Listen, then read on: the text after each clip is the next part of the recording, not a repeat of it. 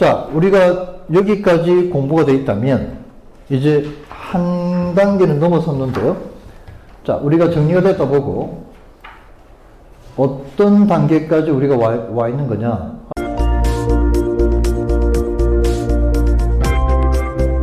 당연히 이 단계까지 와 있는 거예요. 우리가 어떤 중개대상물에 A라는 업종을 중개를 하게 됐어요. 얘를 우리가 지금까지 공부했던 내용이 정리가 되어 있다면 이건 정확하게 판단이 되겠죠. 이 자리에 얘를 입점시키려고 하는데 용도가 맞는지 안 맞는지는 정확하게 우리가 판단할 수 있는 수준까지는 공부가 되어 있다, 그죠? 그렇지 않나요? 뭐 요거 이제 정확하게 판단이 되어 있습니다. 뭐 구체적으로 예를 들어볼까요? 자, 이 중개대상물의 지번으로 건축물 대장을 떼보면 이 건축물 대장에 해당 중개대상물의 건축물의 용도가 나와 있겠다, 그죠? 네. 29개 중에 한 가지 용도로 표기가 되어 있을 겁니다, 여기다가. 됐네요. 이건 누구나 다 확인 가능하니까. 그 다음에 뭐만 알면 우리가 입점시키고자 하는 얘가 건축법이 어느 용도로 들어오도록 정해놓고 있는지만 알면 내가 중개하는 이 중개권이 용도가 맞는지 안 맞는지 정확하게 판단이 가능한 거죠. 여기까지 우리가 정리가 된 겁니다. 자, 한번 하나만 해볼까요?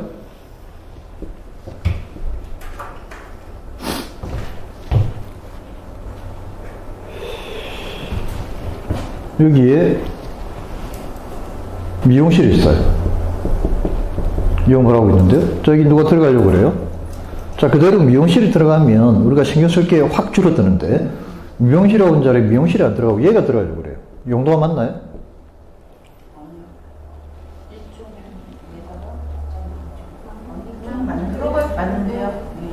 네, 맞아요. 지금 시간 좀 걸리잖아요? 네. 한 3초, 5초 정도 시간이 걸린다, 그죠? 이게 바로바로 답이 나올 정도까지 정리가 되셔야 돼요. 얘도 일종 건생 붙박이. 얘도 일종 건생 붙박이. 이건 무조건 용도가 맞는 거예요, 이렇게. 됐죠? 이렇게. 그래서 업종만 보고, 즉, 현장에 나가시면 간판에 적혀 있는 상호만 보고, 이 자리에 이런 업종도 들어와지는구나, 아, 이런 업종 안 되는구나, 라고 현장에서 판단이 가능할 정도까지 정리가 되셔야 돼요.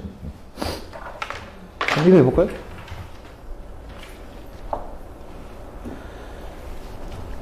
샤브 전문점인데요. 이렇게 영업을 하고 있어요, 지금, 이 자리가. 여기 우리가 중개를 하게 됐는데, 얘가 들어가려고 그러네요. 용도가 맞을까요? 네, 맞아요. 맞아요. 얘 이종근생 붙박이, 얘 이종근생 붙박이. 이건 용도는 신경 쓸 필요 없어요. 용도 부분 통과.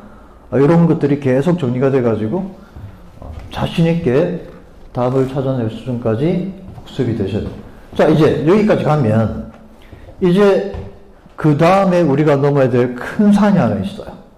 어떤 산이냐면, 자, 우리가 이렇게 판단해 보니까 용도가 맞으면 다행이지만 안타깝지만 용도가 안 맞다는 걸 확인을 하게 된 거예요. 이런 경우들이 생기겠죠. 용도가 안 맞아요. 용도가 안 맞다는 말은 이대로 도장 찍으면 안 된다는 이야기입니다. 자, 그러면 이거 아까운 이 중개권을 포기할 거냐, 용도가 안 맞다는 이유로. 그냥 직접적으로 그렇게 판단하지 마시고 우리가 한 가지를 더 판단하시면 되는데, 지금은 비록 용도가 안 맞지만 내가 원하는 용도로 용도를 바꿔낼 수만 있다면, 우리가 흔히 말하는 그걸 용도 변경이라고 그러죠. 지금은 용도가 안 맞지만 용도 변경이 가능하다면 이거 용도 변경 절차 밟아가지고 중개해도 되겠죠. 그래서 이제 두 번째 우리가 신경 써야 될 부분이 바로 이 부분을 우리가 진행을 하려고 합니다.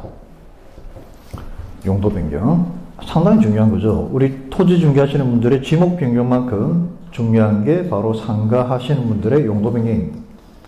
근데 이 용도 변경은 우리가 앞으로 지금부터 공부할 건데, 아무리 용도 변경에 대한 공부가 다 되어 있어도 100% 용도 변경을 다 알아도 이걸 내가 알고 있는 이 지식을 현장에서 써먹으려면 반드시 이게 정확하게 판단이 우선돼야 돼요. 그렇지 않나요? 내가 지금 진행하는 중개권이 용도가 맞는지 안 맞는지를 판단을 해내야 그래야 용도 변경을 해야 되는지 말아야 되는지 답이 나오는 거죠. 이게 정확하게 판단이 안 되면 이거 벵갈천만 알고 있어 봐야 제대로 써먹지조차 못해요. 그래서 이거부터 우선 정리가 되어 있어야 된다 이 말입니다. 자, 이게 정확하게 판단이 된다는 가정하에 용도가 안 맞을 때 우리는 용도 변경이 되는지를 따져볼 건데, 자, 가보죠. 그래서 건축법의 첫 번째 주제, 용도의 두 번째 파트라고 보시면 됩니다. 용도 변경, 요거 정리를 좀 들어가도록 하죠. 중요합니다. 자, 용도 변경이 뭐냐? 말 그대로 용도를 바꾸는 겁니다. 쉬운 표현이죠, 용도 변경. 자, 우리가 용도 변경하면 이야기도 많이 들어오고 실제 현장에서 용도 변경 절차를 진행해 보신 경험도 있는 분들도 많으실 건데, 우리가 말하는 용도 변경이 구체적으로 뭘까? 이 의미가 뭘까? 글자 그대로 풀면 용도를 바꾸는 겁니다. 근데 이거를 행정적으로 우리가 용도 변경이라 부르는 걸 어떻게 하는 거다라고 정의를 내리자면 이게 말로 표현하기가 좀 골치 아파요. 그냥 단순하게 용도로 바꾸는 겁니다라고 대답을 해도 틀린 표현은 아니지만 조금 더 들어가서 우리가 한번 생각해 보면, 자, 지금 현재 A라는 사람이 식당을 운영하고 있어요. 식당? 그렇게 가정을 해보죠. 근데 이 자리에 우리가 중개를 하게 됐는데 얘가 들어가려고 그래요. B가 무도장을 하려고 들어가려고 합니다. 이 자리에 얘가 들어가려고 그래요. 화살표. 자, 그러면 일단 우리가 제일 먼저 판단해야 될 거, 이 중개권이 용도가 맞는지 안 맞는지부터 판단. 용도가 맞나요? 안 맞죠? 그럼 이대로 도장 찍으면 안 되겠구나라고 답이 나온다, 그죠? 그렇다고 이 아까운 물건을 포기할 거냐? 얘가 관심 있어 하는데, 포기하기 전에 우리가 원하는 용도로 용도 변경이 되는지부터 체크해보면 되겠다, 그죠? 자, 이 용도가 안 맞으니까 용도 변경해야 돼요. 그럼 우리가 이 중개권의 용도 변경을 한다는 의미는 결국 뭘 어떻게 만들어내는 걸 말하냐면, 현재 운영되고 있는 식당 요 상태로 건축물 대장을 떼보면, 요 식당 자리에 우리 통상 일반적인 건축물 대장을 떼보면 건축물 대장의 구성은 이렇게 되어 있는 게 상식입니다. 여기 층수가 나오고요, 여기 29개 중에 하나로 건축물의 용도가 나옵니다. 그 다음에 용도 옆에 갈로가 돼가지고 세부 업종이 나오고요, 맨 오른쪽에 면적이 제곱미터 단위로 기재되어 나오는 게 건축물 대장의 가장 일반적인 표현 방식이에요. 요렇게. 예를 들면, 예를 들어 볼까요? 저기 식당이 1층이라면 여기 1층 나올 거고, 식당이니까 건축물의 용도는 2종 근린생활시설 이렇게 나올 거고요. 그 다음에 갈로 식당이니까 일반 음식점 이렇게 나올 거예요. 그 다음 면적이 예를 들어 80이라 그러면 이렇게 나올 겁니다. 이렇게. 이게 건축물 대장의 가장 일반적인 표기 방식이에요. 자, 그래서 이 자리에 현재 식당을 하고 있는 자리에 건축물 대장을 떼보면 층수하고 면적은 별 의미가 없으니까 제가 설명드린 이 내용에서는 용도하고 세부업종만 제가 기재를 해볼게요. 건축물 대장을 떼보면 정상적으로 사용 중이라 그러면 대장에 이렇게 나와 있을 겁니다. 됐죠? 이렇게. 식당으로 사용될 때 2종 근린생활시설 일반 음식점. 자, 근데 이렇게 돼 있는 자리에 얘가 들어가려고 하다 보니까 용도가 안 맞다, 그죠? 얘는 뭘로 들어가야 됩니까? 위락시설로 들어가야 되는데 용도가 안 맞아. 이대로는 도장 찍을 수 없어요. 그래서 얘가 여기 들어가려면 이제는 안 되니까 이거 우리가 말하는 용도 변경 절차를 거쳐야 되겠다, 그죠? 결국 우리가 말하는 용도 변경은 건축물 대장상의 기재사항을 이렇게 되어 있는 놈을 최종적으로 어떻게 만들어내는 걸 우리가 용도 변경이라고 그러느냐? 바로 이렇게 만들어내는 걸 용도 변경이라고 부른다 이 말이에요. 이렇게. 즉 우리가 말하는 용도 변경은 건축물 대장상의 표기 방식을 최종적으로 이렇게 만들어내는 걸 용도 변경이라 부릅니다. 자, 이렇게 하려면 우리가 건축물 대장 이게 화이트로 이게 지우고 여기 우리 손으로 써가지고 바꿀 수 없는 거잖아요. 그래서 반드시 여기에 따른 행정 절차를 밟아야 돼요. 용도 변경에 따른 행정 절차를. 자, 결국 여기에 보면 두 가지 변화사항이 보여요.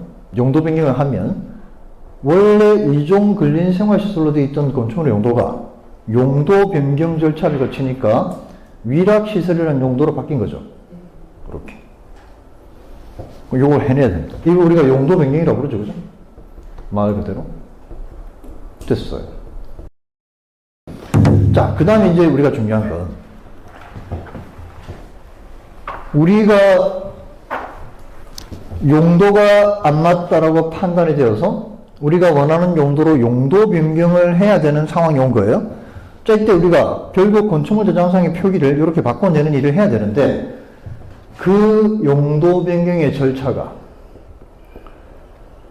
한 가지 절차만 있는 게 아니고 세 가지 중에 하나의 절차를 밟으라고 우리 건축법이 정해놓고 있어요. 우리가 말한 용도 변경 절차가 세 가지인데요. 그 세 가지가 뭐냐면 허가, 신고, 신청.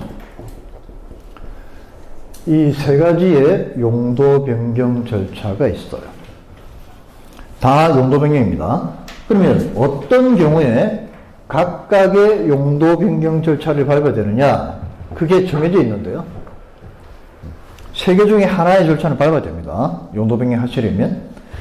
자, 요 설명을 드리려면 우리 반가운 놈을 좀 불러내야 될 것 같아요. 적어볼까요?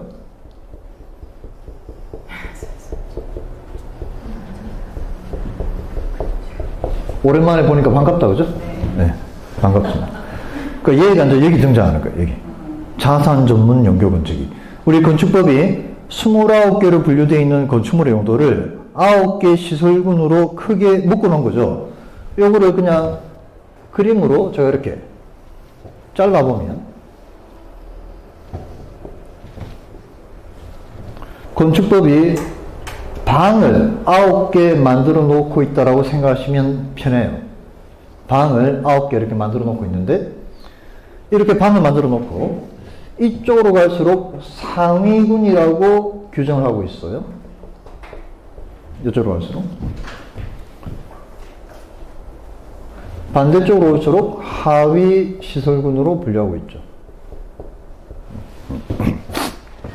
여기가 1군, 여기가 2군 이렇게 내려옵니다. 3군, 4군, 5군, 6군, 7군, 8군, 9군 이렇게.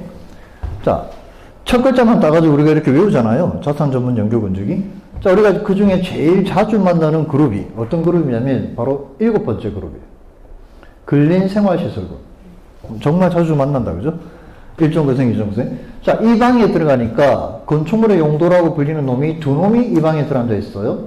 종구분이 돼가지고 1종근생이란 놈이 한 놈이 들어가 있고 2종근생이란 놈도 이 방에 들어와 있어요.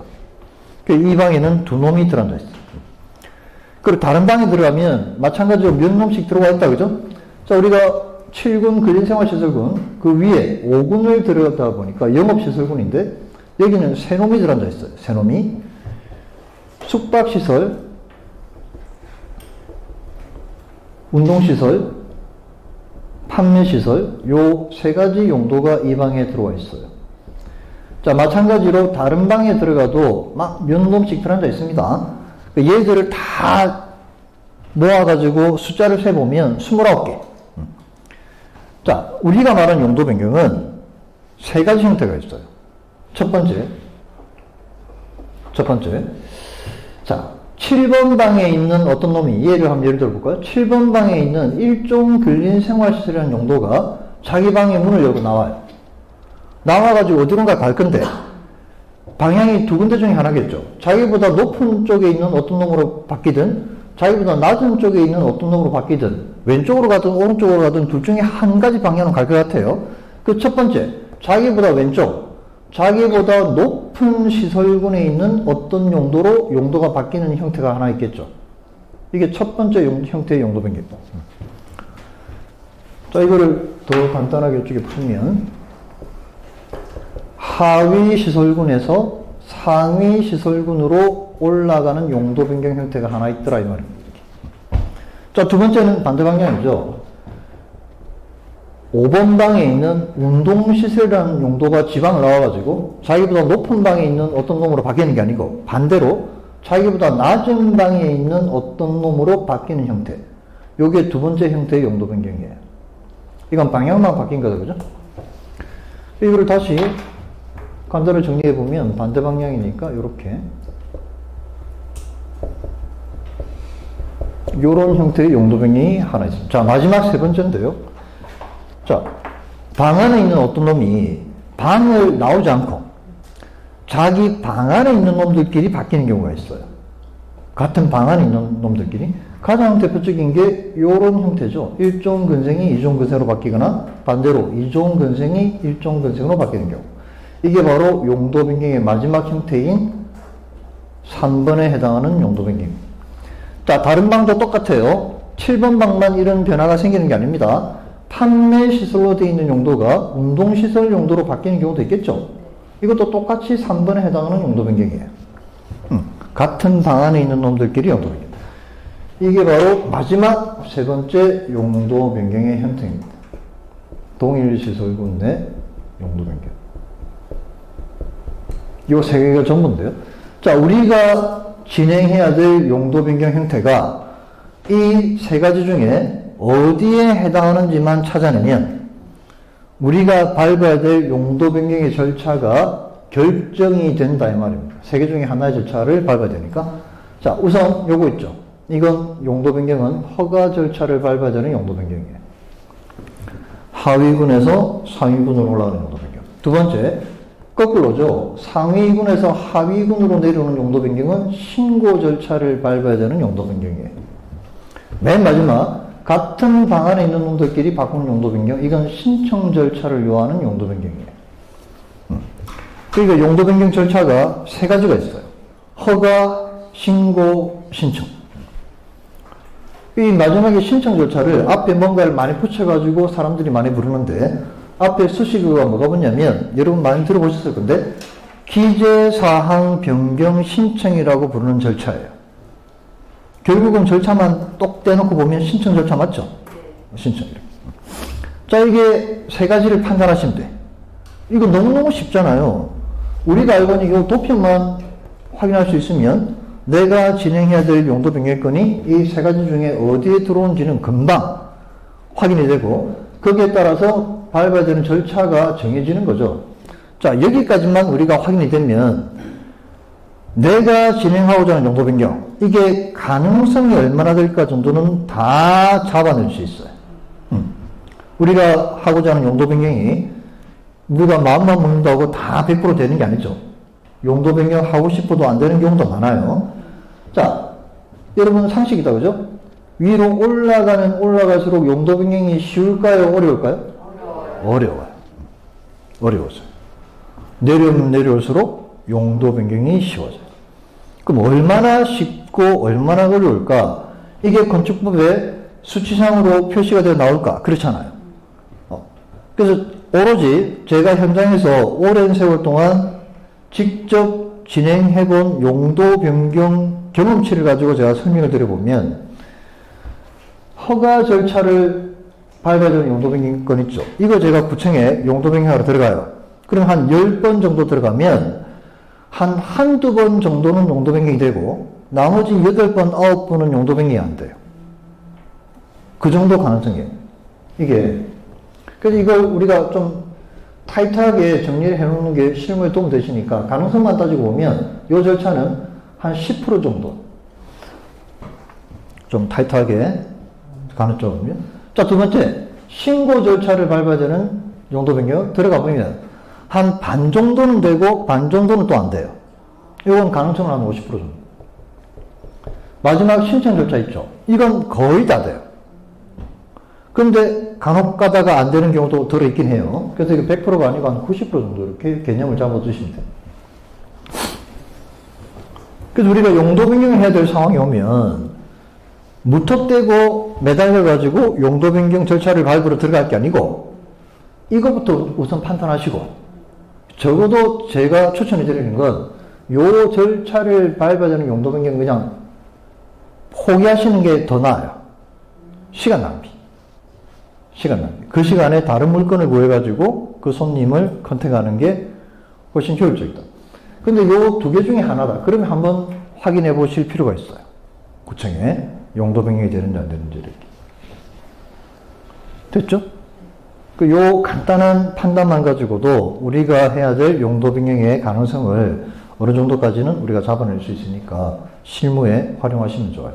자, 그런데 자산 전문 연결 건조기가 용도 변경 여부를 판단할 때 그만큼 중요한 역할을 하는 기준이에요.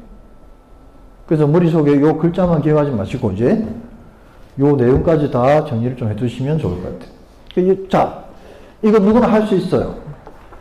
어려운 거 하나도 없어요. 내가 하고자 하는 용도 변경 가능성이 얼마나 될까를 잡아내는 절차입니다. 자, 그런데 문제는 여기서. 우리는 이제 실무적으로 계약서에 도장을 찍을까 말까를 결정해야 되는 실무를 하는 사람들이니까 시험 치는 사람이 아니고 이런 가능성만 가지고 도장을 찍을 수 있나요? 없잖아요. 가능성이 높다고 해서 우리가 도장을 찍고 가능성이 낮다고 해서 안 찍고 이럴 수는 없잖아요. 자, 우리 실무하는 사람들한테는 이런 가능성이 중요한 게 아니고 뭐가 필요하다? 이게 필요하다니까 이게. 내가 진행하고자 하는 용도 변경이 100% 가능한지 불가능한지가 더 우리한테는 중요하다.